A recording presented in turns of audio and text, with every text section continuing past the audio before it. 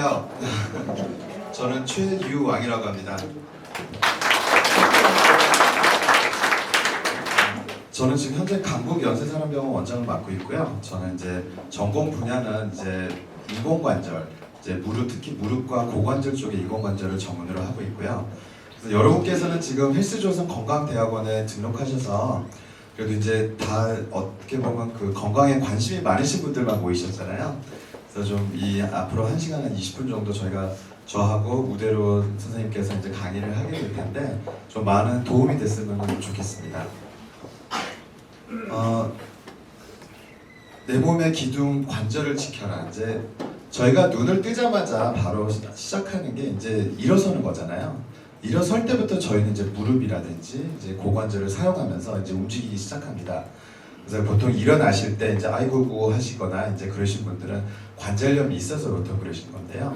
그래서 이 중요한 관절을 어떻게 하면 우리가 잘 치료를 하고 그리고 관절을 예방할 수 있고 그리고 잘 유지할 수 있는지에 대해서 오늘 강의를 시작하겠습니다. 한국인 10대 만성질환을 보면은 우리가 가장 흔한 게 이제 충치, 다 충치는 한 번쯤은 다 경험하셨을 거예요. 그리고 이제 피부병, 그리고 관절염의 순으로 있습니다. 근데 이제 그 다음에 우리가 이제 40세 이상의 한국인을 대상으로 만성질환을 우리가 통계를 내보면요, 관절염이 압도적인 또 1위를 차지하게 됩니다. 그래서 10분 중에 한 2명에서 3명 정도는 다 관절염을 이제 겪게 되고요. 이게 60대, 70대가 지나갈수록 더 늘어나게 됩니다. 이 중요한 관절은 이제 우리가 무릎 관절을 이제 예로 이제 오늘 강의를 진행을 하게 될 텐데요. 이제 정상적인 관절은 우리가 이제 뼈와 그리고 이제 관절의 연골 그리고 이제 관절액과 활액막으로 이제 둘러싸여져 있습니다. 그래서 여기에 이제 병변이 생겼을 경우에는 이 활액막에 어떤 병변이 생겼을 경우에는 이제 류마티스 관절염이나 염증성 관절염이라고 하고요. 그 외에 이제 우리가 사용하면서 이 연골 자체가 파괴돼서 마모가 되면서 발생하는 관절염을 퇴행성 관절염이라고 합니다. 그래서 이제 퇴행성 관절염 같은 경우는 1차적으로 이제 노화, 우리가 이제 나이가 들면서 50세, 60세가 되면서 이제 마모가 일어나면서 발생하는 병인데요. 이 노화라는 게 참 슬픕니다. 이제 우리가 나이가 들면서 이거 어디 탁 부딪히거나 아니면 조금만 다쳤을 때는 젊었을 때는 못 느끼지만 이런 게 하루하루 쌓이면서 결국에는 이게 다 종합적으로 합쳐지면서 발생하는 병이기 때문에 뭐 한 가지를 좀 핑계대기가 좀 어려워요. 그리고 실질적으로 우리가 1800년대만 해도 관절염이라는 거에 대한 개념 자체가 없었어요. 그 전에는 우리 평균 수명이 그보다 훨씬 못 미쳤기 때문에 그 전에 다 먼저 돌아가시고 그러셔서 관절염이라는 병에 대해서는 한 1800년 이후, 1900년대부터 대두되기 시작했습니다. 그 외에 또 이제 외상이나 감염의 후유증으로 인해서 관절염이 발생할 수 있고요. 그리고 아까 전에 설명드렸던 이제 염증성 관절염 같은 경우는 우리가 가장 흔히 아는 류마티스나 통풍성 관절염, 강직성 척추염들을 예를 들 수 있겠습니다. 그래서 퇴행성 관절염이란 우리가 65세 이상의 보통 환자들이서 많이 발생하게 되고요. 10명 중 8명은 그러니까 80%죠. 10명 중 8명은 이 병으로 인해서 고생을 하고 있고 그리고 치료를 받고 있습니다. 우리가 흔하게 이제 관절염이 발생했을 때는 어떤 증상이 나타나면 걸을 때 아프고요. 이제 제일 먼저 일어나는 게 우리가 계단 같은 거 내려오실 때 아니면 등산하시다가 이제 하산하실 때 무릎이 아프기 시작하시면은 관절염이 있다라고 생각하시면 될 것 같습니다. 그리고 그 외에 이제 붓는다든지 아니면 걸리는 증상, 잘 펴지지 않거나 구부러지지 않는 경우에도 관절염을 의심할 수가 있습니다. 그래서 이제 원인으로는 우리가 뭐 스트레스도 있고요, 외상이나 물리적 자극, 뭐 감염일 수도 있고 유전적 요인도 작용을 하고요. 근데 가장 큰 부분은 노화죠. 그리고 아까 말씀드린 자가면역 질환도 관절염에 영향을 미치게 됩니다. 근데 어르신들 중에서 혹시 다들 이뻐 보이시긴 하는데 다리가 좀 오다리라고 해서 좀 휜 분들이 계세요. 이제 휜 다리는 왜 생기냐? 관절염과 함께 보통 발생하게 되는데요. 폐경기가 오고 나면 이제 여성 호르몬의 감소가 일어나고 그럼 뼈가 약해지게 됩니다. 이제 그 상황에서 이제 연골이 약해지고 그러면은 다리가 이제 안쪽이 대한민국 사람들은 대부분 내측이 이제 마모가 일어나게 됩니다. 그래서 우리가 이렇게 양쪽으로 벌어지게 되고요. 근데 뼈가 약해지니까 골극이 생기면서 뼈도 같이 함께 무너지기 시작합니다. 그래서 그러면은 이제 또 운동을 안 하게 아프니까 운동을 안 하게 되죠. 그러면은 뱃살도 늘고 이제 체중이 늘어나면서 부하는 더 늘어나게 되고 어떻게 보면 악순환이 일어나면서 관절염이 이제 계속 시간이 지나면서 더 빠르게 진행하는 것을 우리가 알 수 있습니다. 그래서 이분은 굉장히 많이 이제 퇴행성 관절염을 진행하시는 환자분이신데요. 이거는 우리 겉에서 보셔도 이렇게 굉장히 오다리가 심하시고 엑스레이를 보시면은 똑바로 내려갈 다리가 이렇게 다 마모가 되면서 이쪽 안쪽이 다 망가져 있는 모습을 우리가 볼 수가 있습니다. 그래서 이렇게 오다리가 되신 분들은 또 이렇게 수술을 통해서 우리가 교정하는 경우가 있어요. 특히 젊으신 분들 같은 경우에는 이렇게 휜 다리를 저희가 여기에 말들이 다 어렵습니다. 근위경골 절골 수술이라고 해서 이 다리 뼈에 금을 내서 저희가 다시 교정을 하는 수술도 있습니다. 그렇게 되면은 다리에 어떤 그 마모가 일어나는 정도가 균등하게 밸런스가 이루어지면서 내 무릎의 수명을 좀 늦출 수가 있으세요. 그래서 이제 엑스레이상에서의 우리 퇴행성 관절염의 어떤 단계를 좀 보여드리겠습니다. 그래서 우리가 흔하게 이제 정형외과 병원을 찾아가게 되면은 엑스레이를 먼저 찍어보게 되는데 엑스레이를 찍고 정상일 경우에는 이렇게 이 하얀 부분이 우리가 뼈인데요. 뼈와 뼈 사이 보면 이렇게 검정 공간이 있는데 이 공간은 비어있는 곳이 아니라 이 안에 연골, 반월상 연골판, 그리고 뭐 활액막이라든지 그리고 관절의 액들이 존재하고 있습니다. 근데 이게 진행을 하면서 초기에는 조금씩 약간 안쪽만 좀 좁아져 있는 양상을 보이게 돼요. 그러다가 심해지면은 이렇게 더 현격하게 우리가 좁아져 있는 모습과 함께 여기 뼈가 조금씩 튀어나오는 양상이 보이시죠? 이걸 우리가 골극이라고 하는데 골극이 나타나면서 이제 말기가 되면은 아예 그 검정 공간이 존재하지 않고 뼈와 뼈끼리 이제 서로 부딪히게 됩니다. 이제 우리 연골에는 신경이나 어떤 혈관이 존재하지 않기 때문에 어떤 우리가 걸어다니는 거나 그럴 때 통증을 느끼지를 못하는데 그에 반해서 뼈에는 신경이 굉장히 많이 존재합니다. 우리가 뼈를 깎는 고통이라고 그러잖아요. 그래서 뼈끼리 부딪히기 시작하면 이때 굉장히 통증이 심하고 걷기가 힘들어지시고 그렇게 됩니다.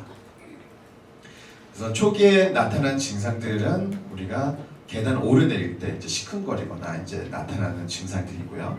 그리고 이제 중기쯤 되면 앉았다 일어서거나 아니면 양반다리를 하기가 좀 불편하다거나 아니면 가끔씩 무릎이 많이 걷고 나면 붓는다든지 그런 증상이 발생할 수 있습니다. 말기 같은 경우는 뼈끼리 완전히 달라붙다 보니까 오다리도 굉장히 심해지고 걸을 때도 통증이 심하고 밤에도 심지어 아파오기가 시작해서 잠을 잘 줄 수가 없을 경우가 많습니다. 그래서 이제 이건 정상 관절의 우리 관절 내시경이라고 해서 우리가 카메라를 관절 안에다 직접 넣고 하는 수술 방법이 있습니다. 그래서 이 관절 내시경 사진인데요. 보시면 이렇게 하얗게 되어 있는 부분이 우리 정상적인 연골입니다. 굉장히 맨질맨질하고 우리가 베어링이라고 하는데 이제 관절을 움직이는 구조물이다 보니까 완벽한 베어링 구조예요. 그래서 연골도 이렇게 맨질맨질하고 이 반월상 연골판도 탄탄하게 있습니다. 이제 초기 정도가 되면은요 연골이 굉장히 좀 지저분해 보이죠. 좀 약해지고 우리가 실제로 눌러보면은 푹푹 들어가면서 조금씩 이렇게 금이 가는 것을 우리가 볼 수가 있습니다. 이때부터 좀 어느 정도의 증상이 원래는 연골에서 흡수해야 될 스트레스가 뼈로 전달되면서 내지는 이 활액막으로 전달되면서 증상이 나타나게 되고요. 우리가 이제 중기 정도 되면은 이렇게 구멍들이 이렇게 뻥뻥 뚫리게 됩니다. 그래서 어떤 특정 자세, 예를 들어서 뭐 이렇게 갑자기 일어날 때라든지 어떤 특정 자세에만 이제 증상이 나타나기 시작하면서 그리고 이러면은 보통 붓는 빈도수가 훨씬 더 많이 늘어나게 됩니다. 그리고 이제 말기가 될 경우에는 이제 연골이 아이고 죄송합니다.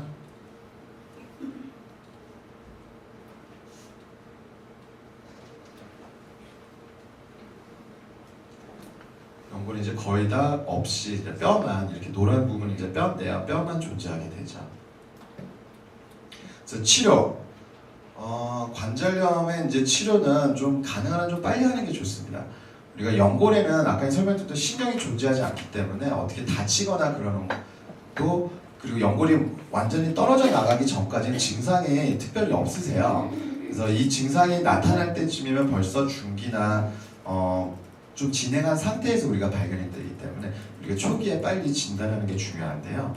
우리가 초기에 오셨을 경우에는 보통 약물, 운동치료, 물리치료를 진행하게 되고, 그리고 그보다도 좀 더 진행됐을 경우에는 이제 주사 치료를 하게 되는데, 주사는 우리가 흔히 말하는 연골 주사라고 해서 연골 성분을 무릎 안에 주입해서 윤활 역할을 해드리는 방법과, 이제 그 외에 뭐 이제 요즘에는 프롤로 주사라든지 PRP 주사 같은 걸 이용해서 연골을 강화시켜주는 치료 방법도 많이 사용되어지고 있습니다. 이제 중기가 되면 아까 전에 우리 사진 기억하시면 알겠지만 연골이 좀 뻥뻥 뚫려 있는 데가 있잖아요. 이제 거기를 채우기 위해서 우리가 줄기세포라든지 아니면 제대혈을 이용한 줄기세포, 연골 이식의 방법을 통해서 우리가 치료를 하게 되고요. 말기 같은 경우에는 우리 인공관절 치환 수술을 통해서 수술을 하게 됩니다. 그래서 인공관절 치환 수술은 나중에 저희가 또 다시 깊이 이야기할 테니까 여기서 넘어갈게요. 그래서 관절염의 우리 조기 진단을 위해서는요, 엑스레이만 놓고 판단하기가 어려운 경우가 많기 때문에 MRI를 많이 사용하고 있습니다. 그래서 MRI 같은 경우에는 우리가 엑스레이에서 보였던 그 하얀 부분이 이렇게 까맣게 표현이 되는데요. 여기 보시면 이 회색층 보이시죠? 뼈와 뼈 사이에 있는 회색층을 우리가 연골이라고 하고요. 연골과 연골 사이에 보면 또 이렇게 세모 모양으로 되어 있는 구조물은 반월상 연골판이라고 해서 이제 쇼박이나 충격을 흡수해주는 역할을 또 하는 구조물이 존재합니다. 그래서 이렇게 되어 있는 이 안쪽은 그런데 연골판이 밖으로 밀려나면서 연골이 거의 없이 그냥 하얗게 돼 있죠. 이 하얀 부분은 이제 물이 차 있어서 그런 거고요. 그리고 이제 실제로 관절 내시경으로 우리가 봤을 때는 이렇게 연골이 다 패여져 있는 어떤 양상을 우리가 확인할 수가 있습니다. 그래서 초기의 관절염의 증상은 가장 흔하게 통증이에요. 통증. 그래서 조금이라도 좀 무릎이 불편하거나 우리가 운동하고 나서의 어떤 증상이 나타나면은 아예 뭐 운동 무리했으니까 아예 괜찮겠지 그러지 마시고 가능한 빨리 병원에 가보셔서 한번 체크해 보시는 게 좋고요. 그리고 이제 부종이 있을 경우에는 이 연골이 떨어져 나가거나 염증이 발생한 거기 때문에 이때는 벌써 좀 적극적인 치료가 개입이 돼야 됩니다. 그래서 부종이 있거나 잠김 현상이 있을 경우에는 가능한 병원에 빨리 가셔서 정밀 검사를 해보시고 어떤 상태인지 보는 게 중요하고요. 그리고 치료는 아까 설명드렸던 약물, 물리치료, 운동치료가 가장 효과적입니다. 아까 설명드린 이제 중기에 대해서 이제 치료를 시작하면 보통 이렇게 관절 내시경으로 우리가 이제 보게 되는데요. 여기 보시면은 이거는 이제 젊으신 분의 어떤 연골인데 이렇게 핑크빛으로 도는 부분은 이제 뼈가 어느 정도 노출이 된 부분입니다. 그래서 아기들 제대혈을 배양을 해서 이 안에다 저희가 덮어드리게 되는데요. 그러면 이렇게 저희가 덮어드린 어떤 양상을 보이고 우리가 6개월 뒤에 연골이 자라나는 모습을 우리가 확인할 수가 있습니다. 그 외에도 이제 연골 이식 수술이라고 해서 다른 사람의 연골을 저희가 이제 잘게 절여서 이 부위에다가 저희가 또 덮어드리게 돼요. 뼈에다 이제 구멍을 내고 이제 거기다 다른 사람의 연골을 집어넣게 되면은 이 내 몸 안에 있는 줄기세포가 이제 나오면서 같이 이제 섞여지면서 원래 있던 연골과 다른 사람의 연골이 같이 합쳐지면서 이렇게 연골이 다 덮여져 있는 경우를 우리가 또 확인할 수 있습니다. 그래서 이런 치료 방법을 통해서 중기에 환자들에서 우리 많이 사용되어지고 있고요. 이 부분도 여기 하얀 부분은 연골, 이렇게 노란 부분은 우리 뼈인데요. 이 부위에다 이제 연골 이식을 하고 나서 6개월 뒤에 다시 사진을 봤을 때 이렇게 연골이 덮여져 있는 걸로 볼 수가 있습니다. 근데 연골이 덮여 있다고 할지라도 이게 20살 무릎은 되는 건 아니에요. 그래서 환자분들이 항상 수술하고 나면 왜 계속 아파요? 라고 여쭤보시는데 이거는 어느 정도 덮어드려서 우리 자동차 타이어가 펑크 나면은 거기다 이제 뭐 이렇게 고무를 떼워서 우리가 다시 또 사용하는 경우가 있잖아요. 그걸 떼운다고 해서 이제 이 무릎이 이 타이어가 새 타이어가 되는 게 아니다시피 이제 새로운 부위에 어떤 손상이 일어난다든지 그럴 수 있기 때문에 그런 증상이라든지 어떤 거는 항상 좀 남을 수 있습니다. 그래서 이제 말기에 대해서 이제 좀 설명을 좀 드리겠습니다. 말기 퇴행성 관절염은 환자분들이 대부분 여기서 이제 뭐 버스 정류장 하나도 걷기 좀 힘들고 다리 좀 쩔뚝거리시고 그러신 분들이 많으신데요. 엑스레이 보시면은 이렇게 완전히 다 안쪽이 마모가 돼 있고 골국도 굉장히 많이 나오시고 다 피지도 못하고 그리고 이제 굉장히 이 무릎만 봐도 참 고생하셨구나라고 우리가 생각할 수 있습니다. 그래서 인공관절 수술을 하게 되는데요. 이제 인공관절 수술은 이렇게 보시면 이렇게 허옇게 돼 있는 부분입니다. 허옇게 돼 있는 부분 이유는 이게 이제 금속으로 돼 있어요. 그래서 코발트 크롬이나 티타니움 재질로 저희가 이제 만들어 드리고 이 가운데 이제 검은 부위는 이제 인공 연골 폴리에틸렌이라는 재질로 만들어져 있는데 인공 연골 역할을 하게 됩니다. 그래서 인공관절하면은 굉장히 좀 어려운 수술이고 좀 굉장히 개념이 복잡하게 우리가 생각할 수 있지만 우리가 이빨 썩으셔서 금리 씌워보신 분 계세요? 계시죠? 똑같습니다. 우리가 이빨이 썩고 그리고 이제 그러면은 시리고 붓고 통증이 굉장히 심하신데 신경 치료를 한 다음에 저희가 이제 금리를 덮어드리고 그 다음 날부터 우리가 고기를 씹을 수가 있어요. 그냥 그 부분을 다 없애드리고 이제 우리가 외부에서 금속을 집어넣기 때문에 통증이 아예 사라지게 되는 겁니다. 인공관절도 마찬가지예요. 이 뼈가 손상된 부분을 저희가 싹 다듬고 그 위에다 표면 처리를 해드리는 겁니다. 여기 보면 이게 다 덮여 있는 것처럼 보이지만 실질적으로는 이렇게 표면만 처리되어 있기 때문에 우리가 수술하고 나서부터 며칠 뒤부터는 바로 걷기 시작하시고 움직이기 시작하시고 할 수가 있습니다. 그래서 저희 병원 같은 경우에는 이제 서울대병원과 함께 저희가 이제 좀 선두적으로 하고 있는 부분이 있는데 이제 맞춤형 인공관절을 하면서 이 바이오 센서를 이용해서 환자분들한테 좀 더 적합하게 하는 어떤 수술 방법을 사용하고 있습니다. 그래서 이 방법은 어떤 방법이냐면은 아까 전에 다리가 많이 휜다고 말씀을 드렸잖아요. 이제 다리가 휘다 보면은 이 밸런스를 잡아주는 게 굉장히 어렵습니다. 그래서 이 밸런스를 잡아주기 위해서 이 바이오 센서를 이용해서 이제 이렇게 돼 있는 바이오 센서인데요.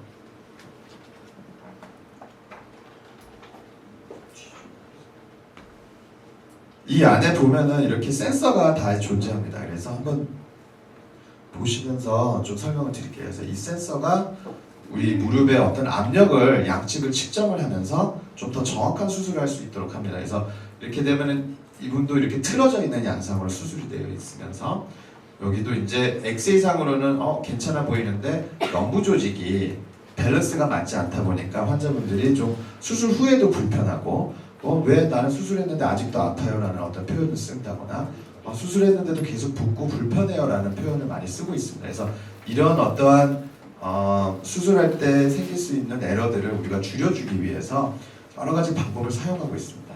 그래서 이 중에 바이오 센서가 가장 좀 정확하고 그리고 최근에 각광받고 있는 분야입니다. 그래서 여러 가지 논문들의 데이터인데요. 이제 최근에 나왔던 1년 동안의 통계를 봤을 때 97%가 1년 동안 만족도가 있는 걸로 나와있고 과거 어떤 논문보다도 상당히 높은 만족도를 보이고 있고요. 그리고 바이오 센서를 왜 사용하게 되느냐는 이제 인공관절 하면서 인대 균형의 기술을 이제 하는 게 가장 어렵다고 이제 많은 의사들이 말하고 있기 때문에 그래서 이 바이오 센서를 이용하면서 우리가 이제 실질적으로 시작하는 사람들한테도 이게 가장 적합한 거다라고 우리가 표현할 수 있는 건데 과거에는 저희가 수술 어떻게 감으로 했어요. 눌러보고 우리가 당겨보고 이 정도가 환자분한테 가장 적당해라는 어떤 물려져 내려오는 어떤 걸로 우리가 측정을 했다면 이제는 이제 과학적인 어떤 수치를 갖고 저희가 하기 때문에 좀 더 정확하고 환자분들이 만족도도 실질적으로 만족도도 더 높게 나오고 있습니다. 그래서 지금 보시고 계시겠지만 이렇게 우리가 인공관절 사이에 집어넣어서 이렇게 컴퓨터로 센서가 이렇게 있어서 우리가 압력을 측정하면서 이게 무릎을 구부렸다 폈다 하면서 이게 가장 정확하게 얼마인지 그리고 압력이 어느 쪽에서 더 많은지 그래서 구부릴 때가 더 안 맞는 건지 필 때가 더 안 맞는 건지 여러 가지 요소를 저희가 측정을 하면서 수술을 그 인대를 늘려주거나 조여주거나 하는 방법을 사용하고 있고요. 이거는 수술 장면입니다. 이제 실질적으로 이렇게 다 무선으로 돼 있어요. 그래서 집어넣고 저희가 측정을 하면서 이 수치를 읽으면서 이제 수술을 하나씩 진행을 하고 있습니다. 이거는 이제 실인데요. 이제 68세 여성 환자분이시고 이렇게 말기 퇴행성 관절염으로 이제 수술 전에 이렇게 보였던 분이시고 수술 후에는 정렬도 아주 좋으시고 수술 후에 2주 만에 환자분은 이제 뭐 다 걸어 다니시고 30분씩 걸어 다니시면서 활동하셨던 분이십니다. 이분도 마찬가지 79세 여성 환자분이시고 마찬가지로 말기 퇴행성 관절염이셨던 분이신데 수술 후에 이렇게 또 정렬을 딱 정확하게 맞춰서 하셨던 분이시고 만족도도 굉장히 높으셨고요. 이런 분 같은 경우에는 굉장히 많이 휘었죠. 우리가 엑스레이도 보면은 한쪽으로 특히나 더 치우쳐져 있는 경우입니다. 그래서 안쪽은 뼈도 굉장히 많이 갉아먹고 계셨어요. 그래서 이분 같은 경우 한쪽을 먼저 해드렸는데 뼈가 마모되어 있는 부분에 어떤 밸런스라든지 그런 걸 다 맞추면서 수술을 했던 케이스는 굉장히 환자분은 수술하고 나서 다리도 똑바라지고 미스코리아 다리 됐다고 굉장히 해피하시는데 반대쪽은 어머니가 이제 연세가 좀 있으셔서 한 3개월 뒤에 다시 하기로 하셨습니다.